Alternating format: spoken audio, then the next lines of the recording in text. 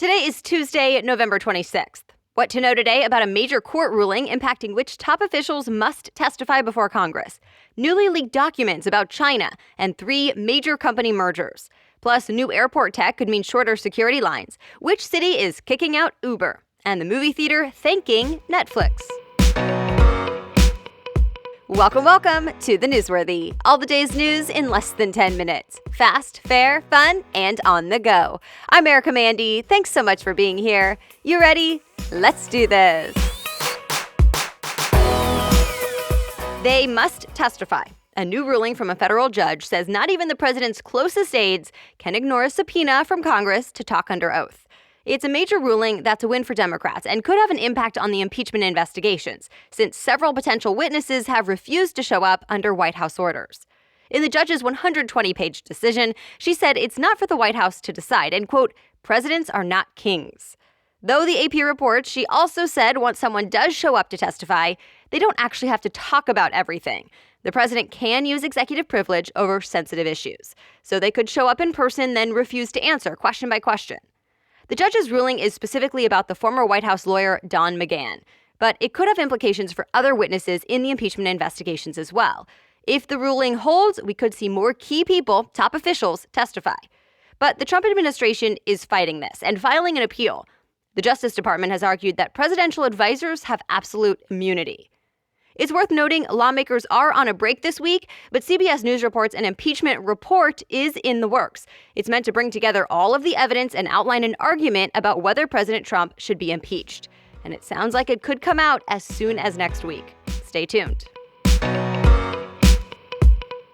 Newly leaked documents detailed China's efforts to brainwash hundreds of thousands of people while holding them in detention camps. The BBC reports about 1 million people, mostly from the Muslim Uyghur community in China, have been detained without a trial. The Chinese government claims the camps in Western China are for voluntary training and education, and that they help prevent Muslims from being drawn into religious extremism and violence. But official documents and other reports tell a pretty different story. The New York Times says the docs describe orders for video surveillance to prevent escapes, isolation from the outside world, and a scoring system on their behavior to decide their fates. In response, Chinese officials have called the documents fake news. Another report, another warning about climate change. This time, the report was from the World Meteorological Organization, and it found the concentration of carbon dioxide in the Earth's atmosphere hit an all-time high last year. And scientists don't expect the trend to slow down. Greenhouse gases like carbon dioxide end up in the atmosphere when fossil fuels like coal, oil, and gas are burned. NBC News reports it's concerning because carbon dioxide traps heat from the sun and can linger in the atmosphere for centuries. It's linked to rising global temperatures and the effects of climate change. So what's being done about it? Well, this report comes ahead of a United Nations meeting about climate change next month, where various government representatives will be talking about how to fight it.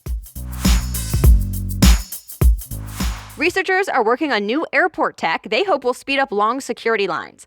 CBS News reports researchers at the University of Rhode Island have built a sensor that detects homemade bombs and apparently works just as well as a bomb-sniffing dog would.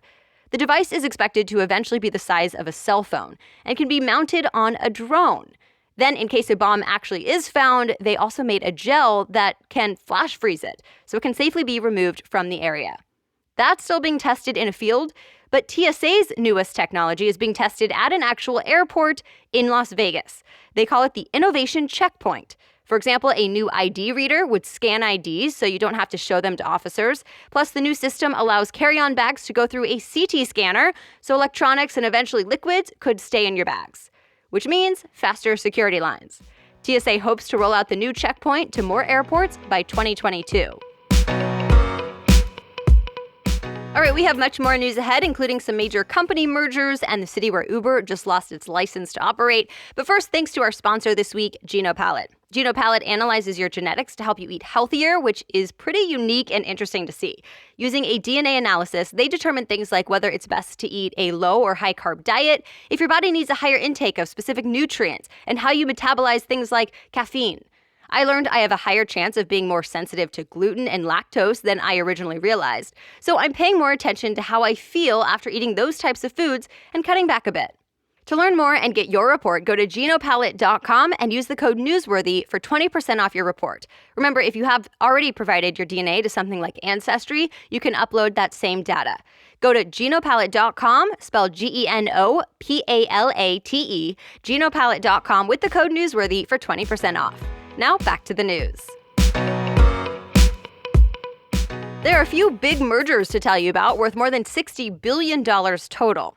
First up, the American jewelry icon Tiffany & Company, the world's largest luxury goods company, LVMH, is buying Tiffany for $16 billion, which is reportedly the biggest deal ever in the luxury sector. LVMH is behind brands like Louis Vuitton, Dior, and many more, and now it's adding Tiffany to the list. This will end Tiffany's 182-year run as an independent company. Next up, Charles Schwab is buying TD Ameritrade. Bloomberg reports the two brokerage companies will combine and create a mega firm with $5 trillion in assets. Analysts say this will create a Goliath in wealth management. And finally, eBay is selling StubHub to its rival, Viagogo. CNN reports once the companies combine, it's expected to sell hundreds of thousands of tickets each day across 70 different countries. Viagogo's founder and CEO says he's wanted the rival companies to combine for a while. In fact, he was actually one of the original co-founders of StubHub. For the first time, people in Mississippi can now buy lottery tickets. The AP reports until now, Mississippi has been one of only 6 states without a lottery. Lawmakers have been against it for years, until they recently saw it as a way to pay for much-needed upgrades. They'll put some of the revenue toward the state's infrastructure, like bridges, as well as education. ABC News says scratch-off tickets are available now, but jackpots like Powerball and Mega Millions will not be for sale until January. Alabama, Alaska, Hawaii, Nevada, and Utah are the last 5 states without lotteries. Uber is no longer welcome in London, a major market for the company. Reuters reports Uber was stripped of its license to operate in the city because of a, quote, pattern of failures that put passengers at risk. London officials say unauthorized drivers uploaded their photos to approved drivers' accounts so they could pick up passengers instead. This apparently happened on at least 14,000 trips. Uber says not true and plans to appeal the decision. In fact, Uber will still get to operate in London during that appeals process. But after that, it's unclear. Uber almost lost its license in London back in 2017 about other safety concerns, so it seems the city still is not happy. Facebook wants to pay you to take surveys and help them with their research. Cnet says it's going to use the info you provide to improve its apps like Instagram and WhatsApp. It wants people to complete surveys or try out new programs before they launch. And every time they do, they'll get points that will eventually turn into a PayPal payment. TechCrunch says you can expect, for example, to get $5 to take a 15-minute survey. It's all done on Facebook's market research app called Viewpoints. If privacy is a concern, Facebook says it will tell you what information it's collecting and how it will be used. It also promised not to sell your data. New York City's iconic Paris Theater will stay open thanks to Netflix. The Verge says Netflix signed a lease to keep it open and will use the theater to showcase some of its original films. Remember, larger theater chains like AMC and Regal have refused to play Netflix originals. The Paris Theater is Manhattan's last single-screen movie theater. And speaking of theaters, some episodes of the iconic TV show Friends hit the big screen this week. Entertainment Weekly says 4 Thanksgiving-themed episodes will play in movie theaters across the country from 4 to 7 p.m. local time. And that's it for today. Thank you so much for listening. I hope you feel more informed and have better conversations today and throughout this holiday week because of this episode. And during this week, to feel grateful, I want to give a big shout out to the Newsworthy Insiders. I am grateful for you for supporting the show. And if you're not an insider yet, you can learn more at thenewsworthy.com/insider.